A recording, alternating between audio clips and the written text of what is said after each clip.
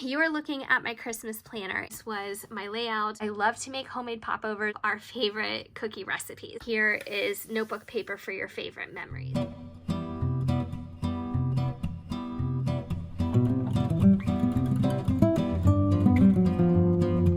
Back with another video, and we're going to talk about Ian's sinking funds and his past 2 paychecks, because we didn't have a chance to go over his paycheck 2 weeks ago, and there is still some money left over in a bank envelope that he has not spent. We are going to do some new cards for the sinking funds and address the other thing, which was take a huge chunk of his savings out to pay an outstanding medical bill. Right, Ian? That's right.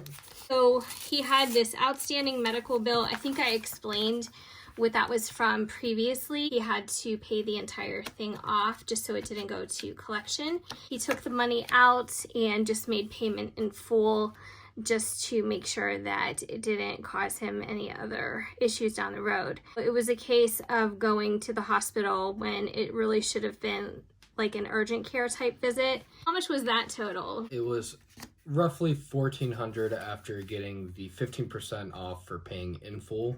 Okay. The typical price was roughly $1,750.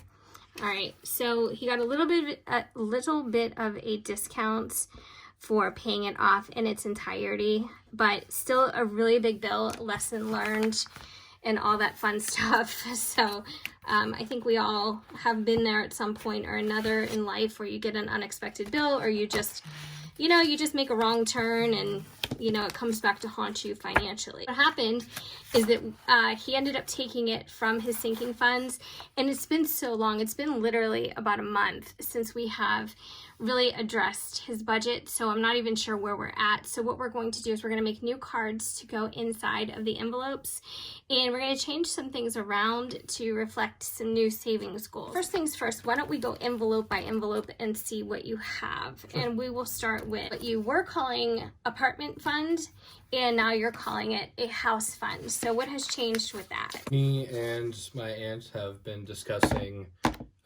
the prices for owning a home versus renting, and we found that it would be actually cheaper to do mortgage payments instead of rents. Where we live, housing prices are really fairly, not inexpensive, but it's very affordable. Like he said, we talked about this, and we were weighing the pros and cons of ownership versus renting. And since he's not in a hurry to get anywhere this year, as most people aren't, I think a lot of people's plans are on hold just because of the virus, work-related issues because of that. We decided with the extra time, he would concentrate on saving for a down payment on a house. So there's lots of different programs you can use, and some of you may be familiar with them, like FHA. But just normally, banks are no longer requiring 20% down. Now, of course, there's a lot of factors that go into that. One of them being credit, the other being, your job status and things like that. But more often than not, lenders are, requiring much, much less percentage-wise to put down on home ownership. We kind of crunched the numbers, I guess, and we figured out that paying rent in our area would be as expensive, if not more expensive, than if he actually put a modest down payment on a house and then just made a mortgage payment every month. So that's kind of what we decided was maybe a good idea, right? Yeah. That's the direction we're going right now. And of course, he's in charge, so things can change. We had $549 in the house fund. We took the majority, we took a lot of that out of there for that hospital bill. So right now we're looking at Christmas, and there was $444, and honestly, I can't even remember what we took out of what. So we have 100, and then let's see, 20, 40, 60, 82, 20, 40, 60, 83, 20, 40, 60, 84, 420, 440, and then 444. So I guess you really didn't touch your Christmas fund. we talked about this before the video, you're not going to add anything to that today, correct? Because we're going to try and build up two of the most important funds are his car and, of course, down payment on a house. Now, we did get some questions before, and very fair question. Some people were confused because there's an envelope here for car insurance, but yet he is paying car insurance monthly directly out of his checking account. So that it is two different things. He was saving for 6 months worth of insurance payments in order to get a discount and then to make that premium payment only twice a year. However, this was depleted, so we did make a note of that. But that was the difference. This was an car insurance savings, so he could transfer or transition over to that 6-month payment plan. But that is no longer the case, and you decided that that is really okay right now too, right? Yeah. Okay, so we're not going to worry too much about funding this either, because like I said, there's just seems to be more important things to take care of first. So it's hard when you touch your sinking funds. We've talked about this, and see, this rent is just for my husband and I, so he really doesn't need to put anything in here right now because he already paid us. We talked about this, you know, how frustrating it can be, disheartening it can be when you are actually saving for something and using a sinking fund and then you have to dip into it. That's tough. So you did have $22.71 in your new car fund. Let's see what you have left. So 100, 2, 3, 4, 5, 6, 7, 8, 9, 10, 11, 12, 13, 14, 15, 16, 17, 18, 19, 20, 2050, 21, 2150, 2170, 2190, 2210, 2230, 2250, 2251. So you didn't touch any.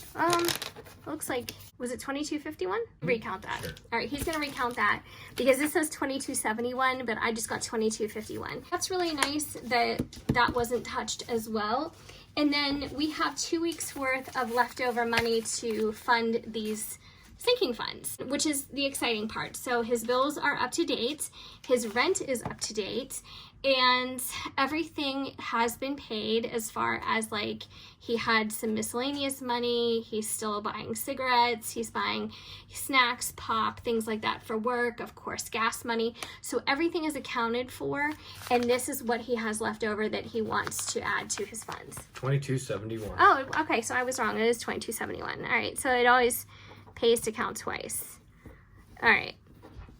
So let's put this new card in that envelope. So right now that is his largest fund. And that's a good one because, like we said, we are concentrating on car and buying a home right now. So let's open up and see what's left in these envelopes here. And then we'll see how we can divvy this up. So this is something we've had sitting aside for quite some time too.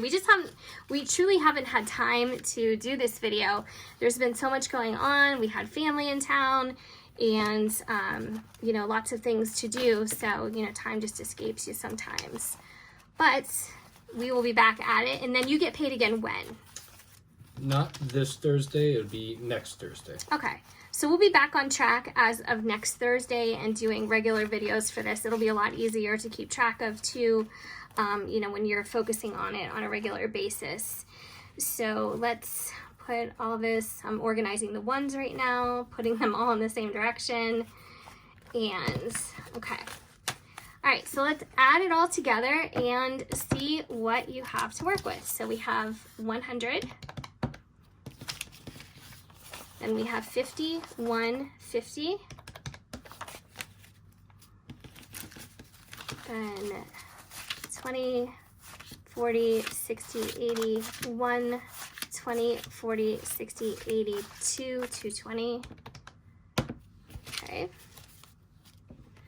And then a 10. And then 5, 10, 15, 20, and 25. And then 1, 2, 3, 4, 5, 6, 7, 8, 9, 10, 11, 12, and 13. All right, so $518. So I'm gonna write that down. All right, so let's work backward as we were talking about. So car insurance is still no.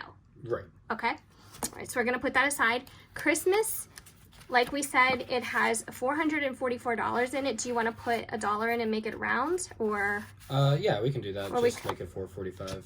Or do you want to make it $450? We can do $450. All right. I like round numbers. I don't know. Some people don't care as much, but I'm going to add $6 to this, and then he'll have an even $450. Not that that matters, especially at this point. We're still in July, but it is Christmas in July. So today is July 14th, and we added $6. All right, so we'll open this back up, and you're really ahead of the game when it comes to Christmas. Yeah. So that is a good thing. And in the spirit of Christmas in July, we're probably going to start to think about gifts for this season. Not doing any shopping, but just thinking about gifts. So we just took $6 out, so we're down to $512. All right, so we have car insurance. We said no. New car.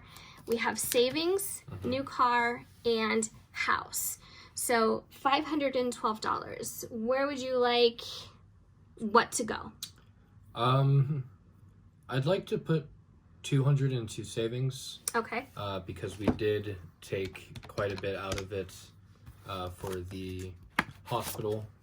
And I think just getting a little head start would be nice. Yeah. And I can split the rest with the apartment and new car. Okay. So we have $200 here, and then we're gonna put that into savings. And I think that's a great idea, because even though this isn't called an emergency fund, this is basically what it is. It is an emergency fund. And so we're gonna talk about that with him in an upcoming video and show how he's going to make his goals for his emergency fund. So you guys already know what mine are and how I'm trying to stack that and the importance of it. If you, like anybody else, you could lose your job. That's right. Or get laid off or get hours cut. So it's really important to think about these things early. So you have $312 left, and you have two funds, one new car and one for apartments. I think the car payments is quite ahead in terms of the comparison between the two. Oh, your savings? Let's see where you're at exactly again. Yeah. Let's go back. So you have $2,271. Do you want to maybe make it $2,300? Yeah, let's make it $2,300, and we'll throw the rest into the house savings. Okay, minus $2,271. All right, so you're gonna put $29 into new car. You have an even $2,300, and let's take $29. We'll take a 20. 1, 2, 3, 4, 5, 6, 7, 8, and 9. And we will put that in new car. So do you have any idea when you are thinking about getting your car? Are you just going to try and drive it as much as possible? I'm going to drive it as much as possible. I have a Subaru Forester from what all my car guy friends say, that Subarus are very, very good engine-wise, and I think I'm going to try to get as much out of it as possible and save as much as possible. That way I don't have to have a huge bill when it comes to getting a new car or a lease. Yeah, I think that's smart, especially since your home envelope is so small right now. So you're gonna add $283 to this. So that is going to bring you up to $832. You'll get there. Yeah.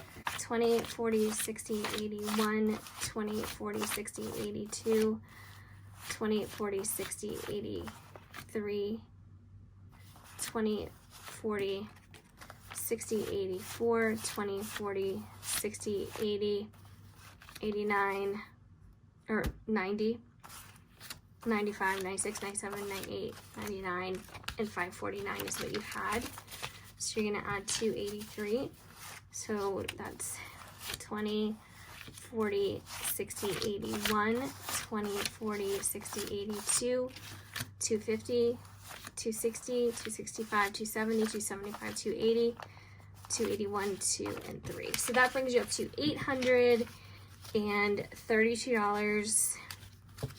Now, here's the good part of this is, or the upside, is that when you're doing sinking funds like this, of course, if something changes, your priorities change, or, you know, your circumstances change, whatever the case may be, you can always reallocate. So if you're finding that you're getting a lot of mileage out of your car, and you think, okay, it's going to be at least another year before I'm going to need to purchase a new one, you can funnel some of that car money into your down payment for your house. It just depends on what comes first. Now, you can ride it out and wait until who knows when to make that decision. But whatever comes first, you can kind of manipulate your funds and move them around a bit. So one thing that I recently did was open up an online checking, and I thought that was a really smart idea. A lot of you guys recommended that, and I also opened up today a savings account online as well. So I think in the interest of all this, just because this money is kind of hanging out here and it really doesn't need to be pulled on that often, I think the best thing to do is maybe to open something similar so you earn a little bit of interest. Sure. So we're going to talk about that. We'll still be doing cash envelopes and sinking funds for him, but the bulk of the money we'll go ahead and probably put in one of those accounts, and then keep track of it and do screenshots and things like that. So you are down to a zero-based budget. You have no money left. You're poor. Yay. No, you're not poor. No, this was good. I think it's always good to check in, especially since it's been a month. Yeah. And it's crazy when that amount of time goes by and you realize, like, we didn't even remember what was in here. Right. So I think checking in a lot more often is really important. So that's it, guys. Thank you so much for watching. If you have any questions or comments, please leave them down below. And if you enjoyed this video, please give it a thumbs up. That really helps my channel. And of course, if you haven't already subscribed, we would love if you stuck around and did so. And hopefully we will see you guys in our next video. Take care. Goodbye.